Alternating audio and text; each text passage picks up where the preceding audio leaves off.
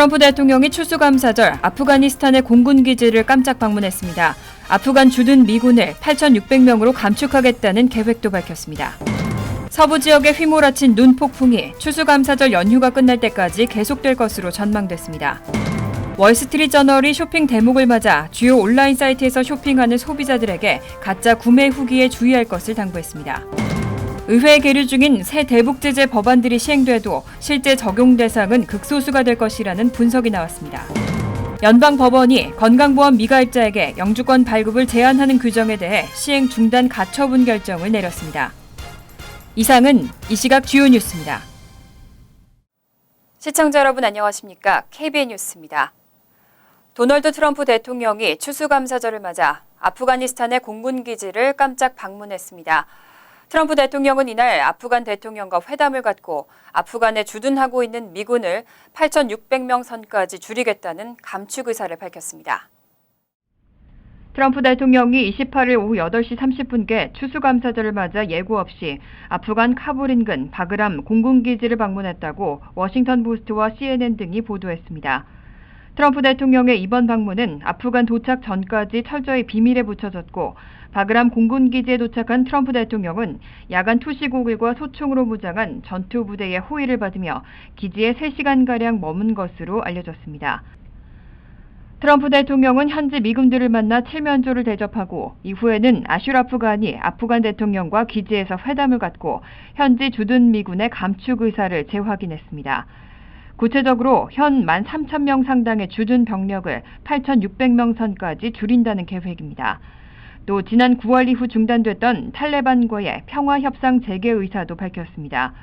트럼프 대통령은 탈레반이 합의 체결을 원하고 있다며 휴전이 이루어져야 하고 그들도 휴전을 원치 않았지만 이젠 원하고 있다고 반복해서 말했습니다. 가니 대통령은 이 자리에서 트럼프 대통령에게 당신의 지도력과 투지에 감사한다고 화답했고 이후 트위터를 통해 탈레반이 평화협정 체결이라는 그들의 약속에 진실되게 임하려면 휴전을 받아들여야 한다고 밝혔습니다. 서부 지역에 휘몰아친 눈 폭풍이 추수감사절 연휴가 끝날 때까지 계속될 것으로 보입니다.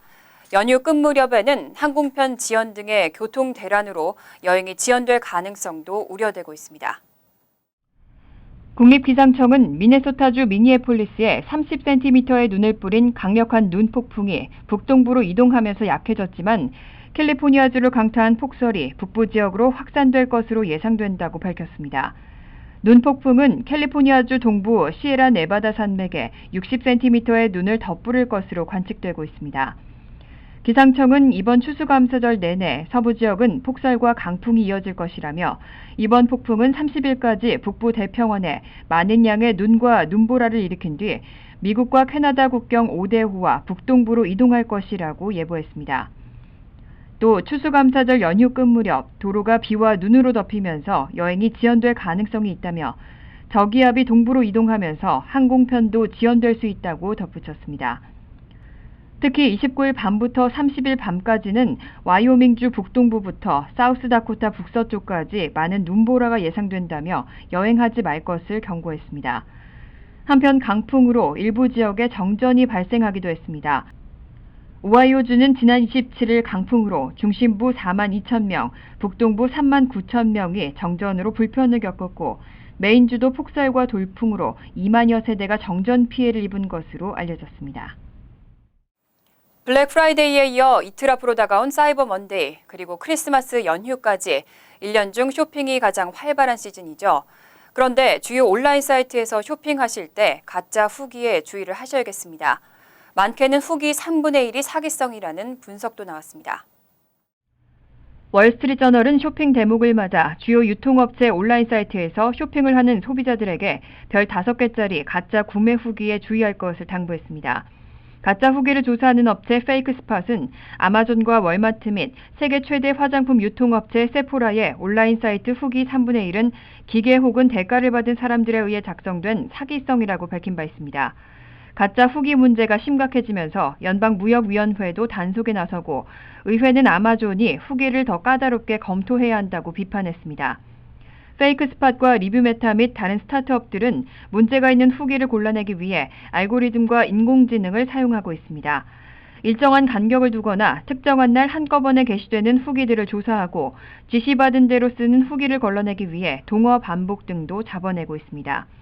리뷰메타 측은 올해 1분기 아마존 웹사이트 후기에서 검증되지 않은 구매 후기가 급증했고 이 중 98%는 해당 품목에 별 5개를 준 후기였다고 지적했습니다. 전문가들은 특히 구매를 권장하는 호평은 주의해야 한다고 당부했습니다. 의회에 계류 중인 새 대북제재 법안들이 시행돼도 실제 적용 대상은 극소수가 될 것이라는 분석이 나왔습니다. 이미 기존 대북제재법과 행정명령으로 다양한 제재를 가하고 있기 때문에 새로운 법이 영향을 미칠 수 있는 대상은 적을 것이라는 전망입니다.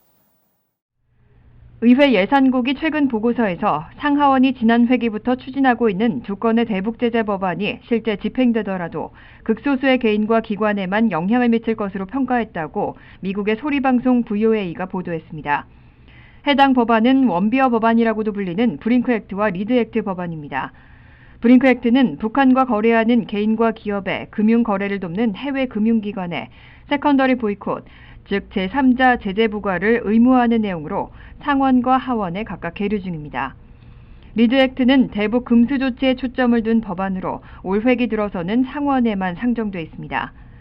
의회 예산국은 브링크 액트 시행으로 민형사상 처벌을 받을 수 있는 개인과 기관 수는 증가할 수 있지만 현행 대북제재법과 행정명령 조치에 따른 광범위한 제한으로 인해 이런 추가 제재 집행은 극소수의 개인과 기관에만 영향을 미칠 것이라고 지적했습니다. 또 리드 액트의 경우에도 마찬가지라고 평가했습니다. 의회 예산국은 브링크 액트와 리드 액트 시행 비용으로 각각 5년간 약 100만 달러가 들 것으로 추산하고 있습니다. 트럼프 행정부가 건강보험 미가입자에게 영주권 발급을 제한하는 규정을 내놓은 데 대해 이민단체 등이 소송을 제기했는데요. 연방법원이 임시 금지 명령에 이어 전국적으로 시행 중단 가처분 결정을 내렸습니다. CNN 등의 매체는 마이클 사이먼 오리건주 연방법원 판사가 건강보험 미가입자에게 영주권 발급을 제한하려는 도널드 트럼프 행정부의 규정에 대해 시행 중단 가처분 결정을 내렸다고 보도했습니다. 사이먼 판사는 지난 2일에도 새 규정 시행 하루 전날 효력을 일시 정지시키는 전국 임시 금지 명령을 내려 일시적으로 실행을 막은 바 있습니다.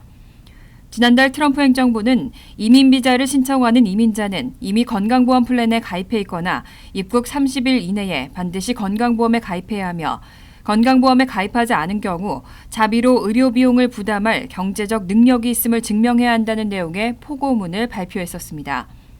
이에 미국 이민변호사협회 등 이민법률단체가 트럼프 대통령과 국토안보부, 보건복지부와 국무부를 상대로 오리건주 연방법원에 소송을 제기하면서 결국 시행 중단 가처분 판결이 내려졌습니다.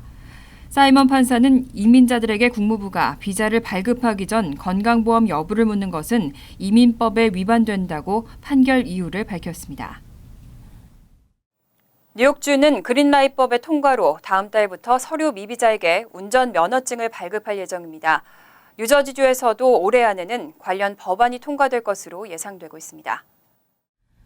뉴저지주 지역 매체 레코드는 스티븐 스위니 상원의장의 대변인을 인용해 다음 달 9일 하원 법사위원회 청문회와 12일 상원 교통위원회 청문회, 16일 상원 본회의 표결을 통해 서류 미비자에게 운전면허증을 제공하는 법안을 통과시킬 것이라고 보도했습니다.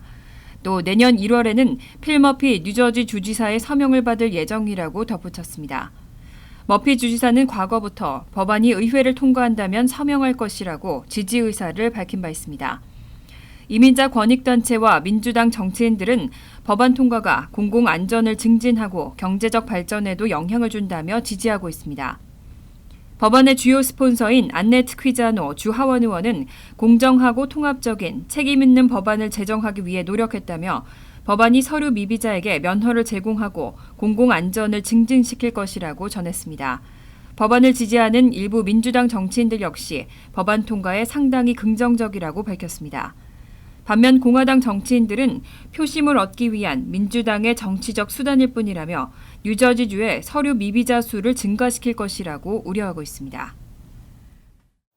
미 전역에서 로메인 상추를 먹고 이콜라이에 감염된 환자가 계속 늘고 있습니다. 사흘 만에 무려 27명이 늘어나면서 전국적으로 70명에 육박하고 있습니다.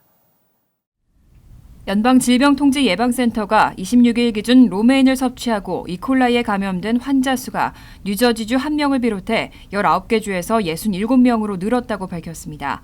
지난 22일 16개 주 40명에서 나흘 만에 무려 27명이 늘어난 수치입니다.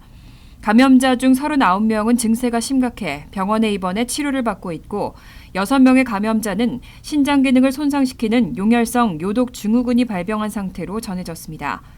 현재까지 이콜라이 감염으로 사망자는 발생하지 않았습니다. 이콜라이에 감염되면 복통이나 구토, 설사 등의 증상이 발생할 수 있고 특히 어린이나 노약자 등 면역 체계가 약한 경우에는 용혈성 요독 증후군으로 심한 경우 사망에 이를 수도 있는 것으로 알려졌습니다. 뉴욕시에서 행복하게 살기 위해서는 개인 연봉이 22만 달러는 돼야 한다는 조사 결과가 나왔습니다. 조사 결과 미국에서 전반적으로 만족한 삶을 살려면 평균 연봉이 10만 5천 달러는 돼야 하고 돈과 행복감은 비례했습니다. 최근 퍼듀 대학은 지난 10월 24일까지 각 도시별 생활비 등을 토대로 개인이 만족한 삶을 살기 위해 필요한 수입이 어느 정도인지를 조사하고 당신이 행복하기 위해서 필요한 연봉이란 제목으로 보고서를 발표했습니다. 조사에 따르면 미국에서 전반적으로 만족한 삶을 살기 위해서는 평균 연 10만 5천 달러를 벌어야 하는 것으로 파악됐습니다. 같은 조건으로 봤을 때 전 세계에서는 평균 6만 달러에서 7만 5천 달러의 평균 연소득이 요구됐습니다.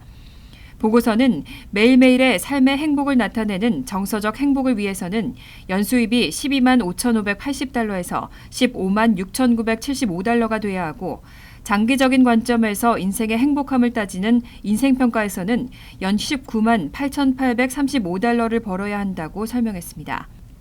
특히 사람들이 행복하기 위해서 필요한 돈은 제한이 없는 것으로 조사 결과 돈을 많이 벌면 벌수록 행복함을 느끼는 것으로 나타났습니다. 한편 미국 내 대도시 중 가장 많은 돈을 벌어야 행복함을 느낄 수 있는 곳은 샌프란시스코로 연소득이 31만 9,935달러가 돼야 행복한 삶을 살고 있다고 여기는 것으로 조사됐습니다. 간추린 소식입니다. 아카데미상 수상 가능성이 점쳐지고 있는 영화 기생충이 타임이 선정한 2019년 최고의 영화 10편에 포함됐습니다. 타임지는 25일 기생충을 10편의 영화 중 6번째 작품으로 소개하고 빈곤한 가정이 상류층 가정을 속이는 줄거리를 통해 가진 자와 못 가진 자 간의 분노를 예술적으로 탐색했다고 설명했습니다. 또 속이는 자와 속은 자 모두에게 연민을 느끼게 하는 깊은 인간애를 담은 영화라고 평가했습니다. 뉴욕시에서 테러를 조장한 급진 무장단체 이슬람국가 추종자가 체포됐습니다. 연방법무부는 27일 브루클린에 거주하는 40살 제커리 클라크를 체포하고 이슬람국가에 물질적 지원을 제공하고 폭탄 제조법을 배포한 혐의로 기소했다고 밝혔습니다. 클라크는 보석금 책정 없이 구금됐고 유죄가 인정될 경우 최대 20년형에 처해질 수 있습니다. 12월 1일부터 뉴저지주에서 음주운전을 하다 적발되면 면허 정지나 취소 대신 차량에 잠금장치 설치를 의무화하는 새로운 단속 법안이 시행됩니다. 음주운전 처벌 개정과 잠금장치 확대 법안에 따르면 초범이라도 혈중 알코올 농도가 0.08에서 0.10%이면 3개월 동안 잠금장치를 설치해야 합니다. 0.1에서 0.15%이면 7개월에서 12개월 동안 설치해야 하고 0.15% 이상은 4에서 6개월의 면허 정지와 함께 9개월에서 15개월간 잠금 장치를 설치해야 합니다. 롱아일랜드 시티에 새로 건립된 퀸즈 공립도서관이 장애인 접근이 어렵다는 이유로 집단 소송을 당했습니다. 비영리단체 뉴욕 장애인센터는 지난 26일 장애인들을 대표해 롱아일랜드 시티 도서관이 장애인들이 도서관을 이용할 수 있도록 설계되지 않아 장애인법을 위반했다며 브루클린 연방법원에 소송을 제기했습니다. 4,100만 달러가 투입돼 건설된 이 도서관 건물은 소송에서 질 경우 장애인들의 출입과 이용이 편리하도록 구조를 변경해야 할 것으로 전망되고 있습니다. 환율과 증권 소식입니다.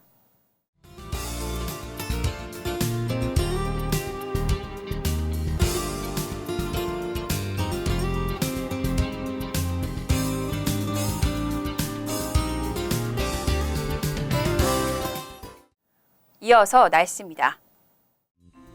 토요일은 대체로 화창하지만 점차 구름이 많아지겠습니다. 낮 최고 기온은 42도, 섭씨 6도, 밤 최저 기온은 31도, 섭씨 영하 1도로 예상됩니다. 일요일은 비가 내리겠습니다. 월요일은 바람이 불고 추운 가운데 한때 비가 내리고 눈으로 바뀌는 곳도 있겠습니다. 이상으로 KBN 뉴스를 마칩니다. KBN과 함께 즐거운 저녁 되시기 바랍니다.